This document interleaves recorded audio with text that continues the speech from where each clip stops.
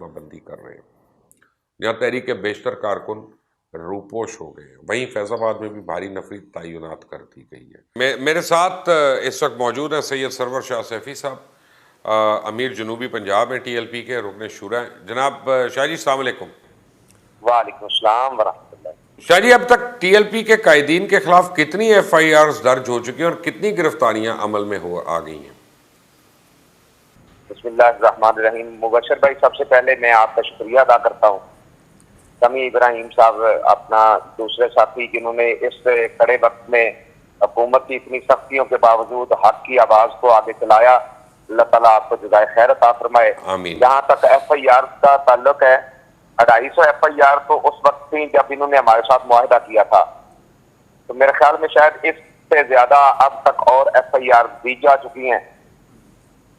तो ये सूरत हाल है FIR के हवाले से, और मजीद भी आए दिन जो है FIR का सिलसिला ये जारी है, और हर हफ्ते में तकरीबन हमारा 100-150 बंदा ये 4th शेड्यूल में डाल देते हैं। बावजूद इसके कि इन्होंने हमारे साथ मुआहिदा किया हुआ था, सारे मामलात हमारे साथ सेटल थे, और कहा था कि 3 दिन के अंदर आपके मुकम्मल मुआहिदे पे अमल हो जाएगा। बजाय अमल करने के ये सख्तियों पे सख्तियां बढ़ाते जा रहे हैं। तो ये सूरत हाल है फिलहाल। तो हजरत ये बताइएगा कि इस वक्त क्रैकडाउन कहाँ कहाँ हुआ है? हाँ जी, क्रैकडाउन कहाँ कहाँ हो रहा है? क्रैकडाउन में तकरीबन पूरे पंजाब में हुआ है।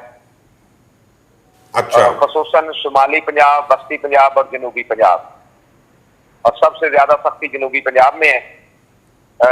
मेरे ख्याल में जिम्मेदारान का कोई ऐसा घर नहीं, जो यहाँ जिम्मेदारान मौजूद है मेरे समेत, कोई ऐसा घर नहीं है जहां पर पुलिस की गाड़ियां नहीं गई, जहां पे तोड़फोड़ नहीं की, और यहाँ तक के 8-8 साल के बच्चों को भी उठा लिया। एक जंग का साथी है, उनके खानदान के तकरीबन 25 अफराद को उठा लिया गया है।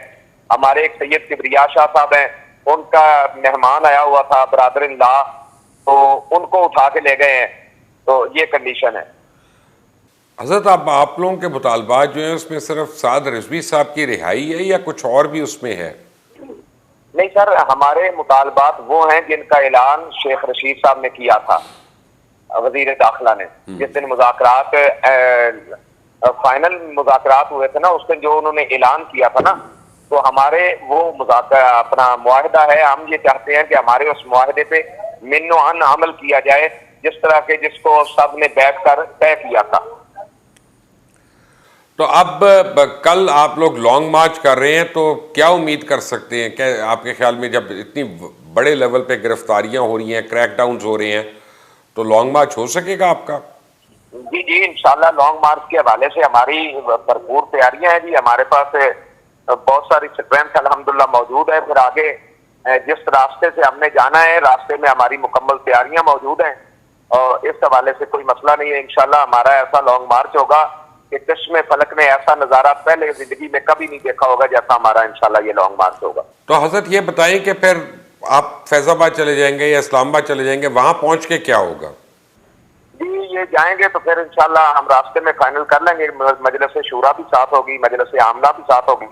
फिर देखेंगे कि हमने वहाँ किस जगह पे ठहरना है, कहाँ जाके धरना देना है, या अगला क्या प्रोग्राम है, ये इंशाल्लाह फिर हम रास्ते में फाइनल करेंगे।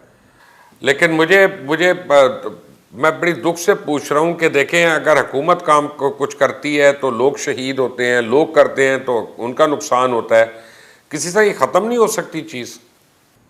कितना इस तरह है कि हमने ये ख़त्म करने के लिए 6 माह सब्र किया है। हमें कहा गया था कि आप के तमाम मुतालबात माने जाएंगे, कालादम खत्म होगी, आपका 4th शेड्यूल खत्म होगा। तो आप अब अगर हुकूमत खत्म होगी, 4th शेड्यूल खत्म होगा, आपके तमाम जो हैं पर्चे इनका इखराज होगा, और जो जो मामलात उधर अपना तय पाए थे, और असेंबली में जो है बहस कराई जाएगी स्पीकर के हवाले से, तो हमने इस पे एग्री किया था सारी चीजों पर। जब इस पे इन सारी चीजों पे एग्री हो गया, तो हमें कहा गया था कि 3 दिन के अंदर अंदर आपके इस मुआहदे पे अमल हो जाएगा। हम 3 दिन को 6 माह तक हम इंतजार करते रहे, हर किस्म के इनका जुल्म सहते रहे, और जब इन्होंने हमारी कोई बात भी नहीं सुनी, तो फिर उसके बाद हमें मजबूरन जो है रोड पे आना पड़ा। 15 दिन हम पुरअमन एहतजाज करते रहे, फिर भी हमारे साथ किसी ने बात नहीं की। फिर हमने 2-3 दिन पुरअमन धरना दिया, फिर भी हमारी किसी ने बात नहीं सुनी, फिर हम मजबूरन हमें लॉन्ग मार्च की तरफ आना पड़ा। अब मुझे ये बताइएगा कि आपको अगर हुकूमत अप्रोच करती है तो कौन ऐसा शख्स है जिसकी बात पे आप एतबार करेंगे? जी जी, वो हमारे साथ जब बैठेंगे हम उनके साथ डिस्कस करेंगे इंशाल्लाह। वो अगर कोई उनकी बात में वजन होगा तो बिल्कुल हम सुनेंगे, हम बात मानेंगे, क्यों नहीं।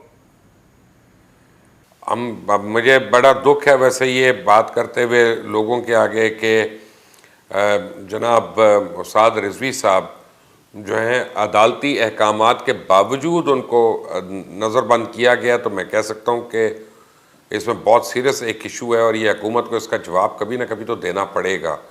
आप इसे एग्री करते हैं?